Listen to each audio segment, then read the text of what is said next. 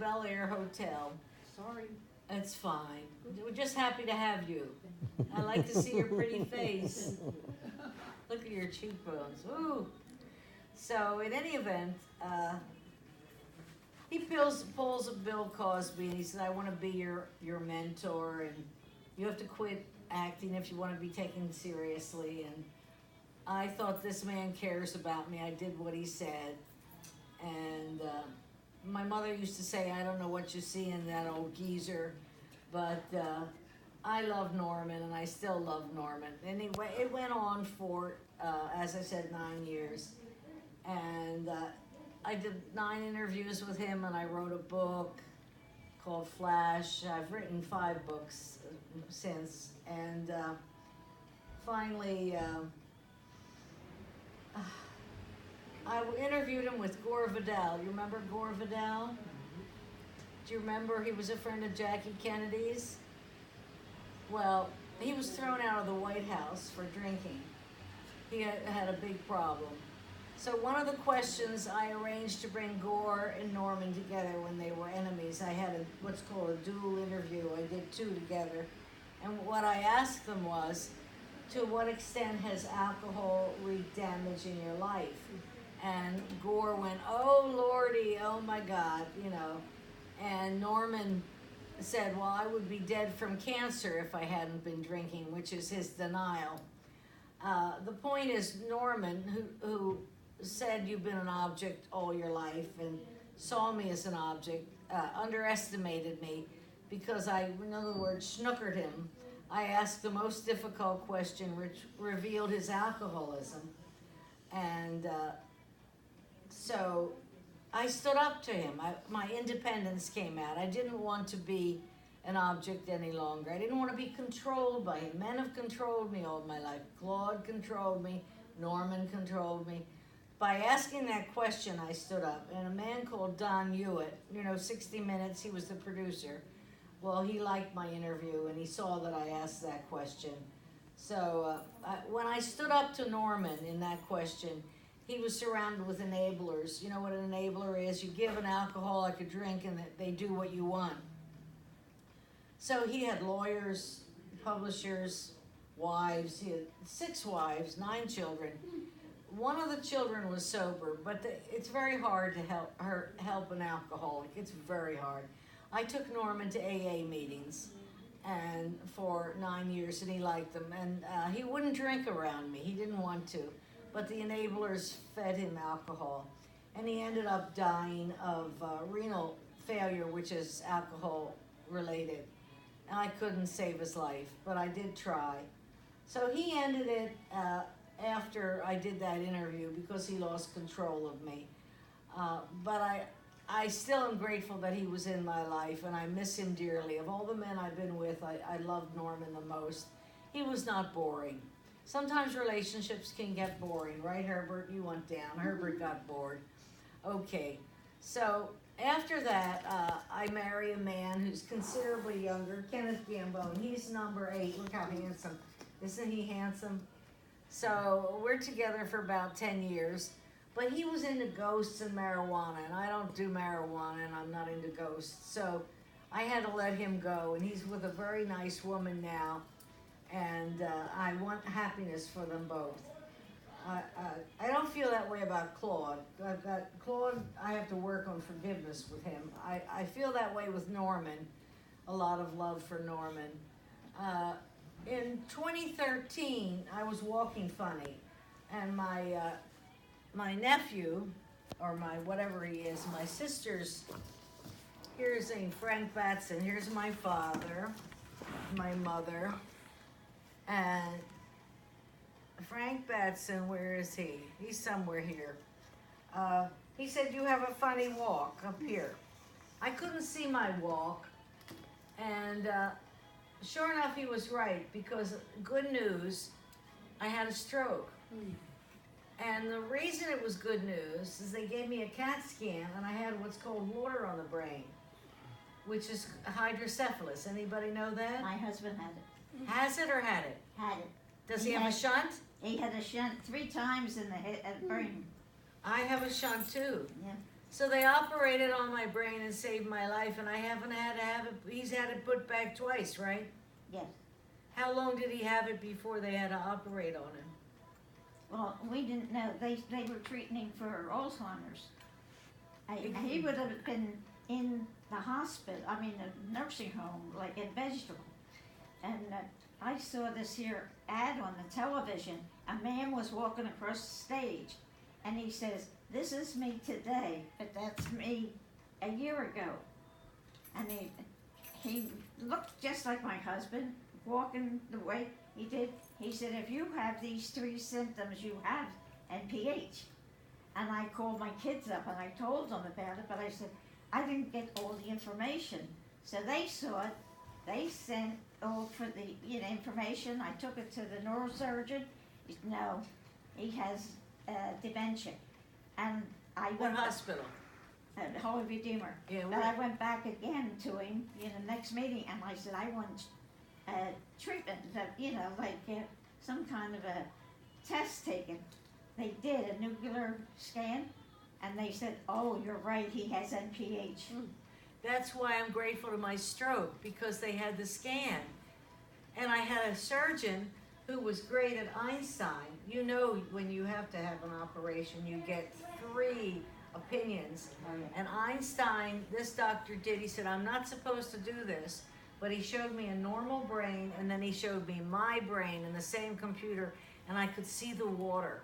Uh-huh. And he said, you have to have a brain operation. And after what they had done to my father with lobotomy, I said, no doctor's touching my brain. Forget this. Well, the jig was up. When I saw the CAT scan, I knew I had to throw the towel in and give up. And I went to 3 hospitals. I went to Einstein, went to, you know who's very good is University of Penn, but they were too slow. Because by now, the walking was what gave it away, which is what I wanted. Your feet are like glued to the floor. Yeah, and my brother-in-law saw it, but I couldn't see it.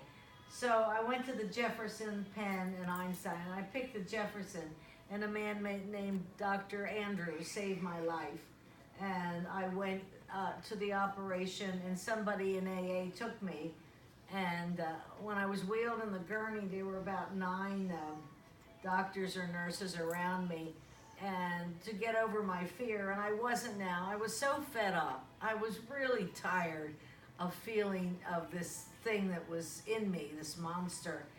And so I wanted it over. And I looked at all these 8 people and I started interviewing them because I was a journalist.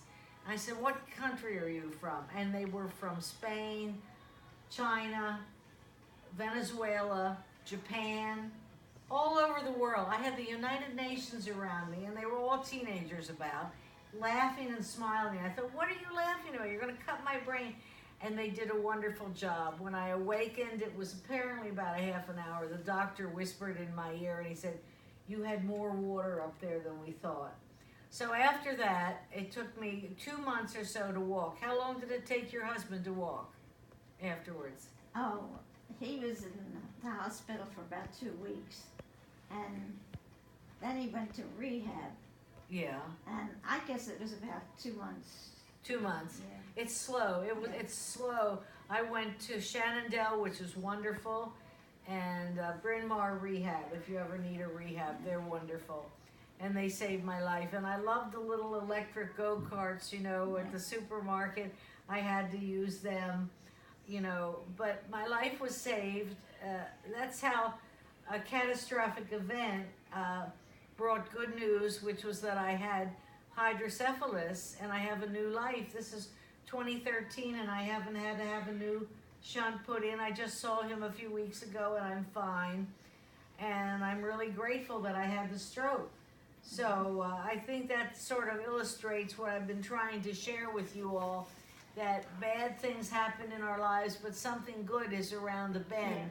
Yeah. If we can try to get that far in our thinking, and write about it. So I want to thank you for having me speak. And I wanted to, well, you're so, and you volunteered. Any questions? Anybody else? It was so interesting. How long did your husband go before his first replacement operation? Well, we didn't know any. It was I would say, within 3 months.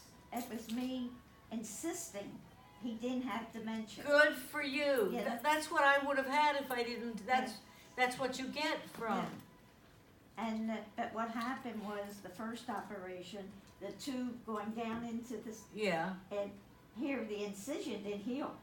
Oh. So I kept going back to the surgeon. I said, it's not healing.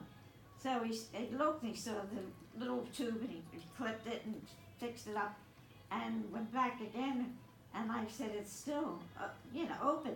And he looked again and I said, I'm not even going back to him. I'm going to go to a wound specialist.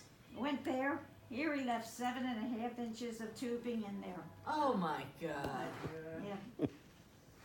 Well, what stage is he in now?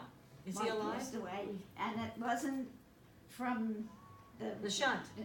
He fell and in the bathroom and hit his head on the toilet and on the floor, and blood got into his brain, and that's what killed him.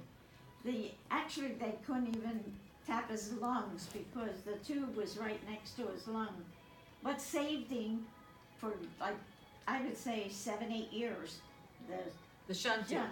Yeah. Actually killed him because for having that, they couldn't operate and he died. I'll tell you another story. I had 2 cats named Henry and Samantha. I love cats. This is my family today.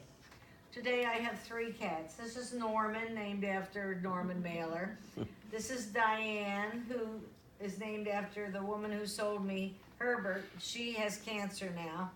This is Catherine, who's named after my therapist. And I had Henry and Samantha, and they both came down with cancer. They were brothers and sisters. But I was determined to keep them alive. So I saw Henry go into the bushes, and it was on a slope. Now I have the shunt, and I slipped down the slope to get Henry, and my head hit the macadam, and I cracked my brain, and I broke my nose, and I got a concussion. So the ambulance took me. I went to Einstein, and they looked at me and they said, you have to go to Jefferson because you have blood with the shunt running around. And in the ambulance, the guys were so sweet. He said, well, don't worry, because you have a shunt that will absorb the blood that's coming from, and that's exactly what happened. So I had to stay 24 hours with no water, no food, whatever, for the blood to absorb. And then when I woke up, of course, the 2 cats died. I was taking Henry to the vet to put him down, and he arrived dead. But the point was, I had bought Diane at 3 o'clock before Henry died. I went to the ASBC because I had to, I believe in reincarnation. I had to plan ahead. So I had Diane, and then Henry, I had to let him go. But what I wanted to share is how hard it was for me to let animals go. That I faced a concussion, broke my nose, but it was all worth it. And now I have my new babies, and him. I'm a family of 4. But the shunt saved my life from a concussion. Yeah, it's a funny story. That's what they said. If the tubing wasn't close to the lung, they couldn't tap the lung. But the tubing was close, and they couldn't tap the lung. They tapped the one side, but they couldn't tap the other. And 10 days later, he passed away. How long ago was this? It's almost 4 years now. Ah, well, I'm glad you're still with us. Yeah. But he had no pain. Good. He didn't feel pain at all. He looked like somebody beat him up with his face. It was horrible. Don't I look good? Yes. Yes. I couldn't feel the brain operation. I didn't feel a thing. Nothing. No, that's what